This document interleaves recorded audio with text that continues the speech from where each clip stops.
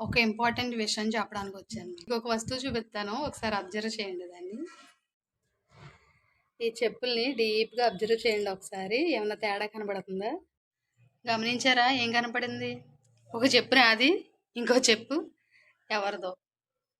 అయితే ఇది మొన్న ఇస్కాన్ టెంపుల్ దగ్గర చూసుకోకుండా నైట్ వేసుకొచ్చేసానమాట. ఆవిడది కొత్త చెప్పే, నాది ఎప్పుడుదో పాతదే. అంటే ఒక 2-3 నెలలు అవుతుంది కొని.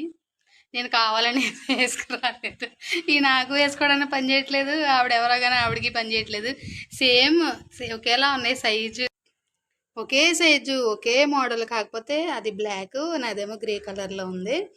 చీకట్లో చూసుకోకుండా వేసుకొచ్చేసాను.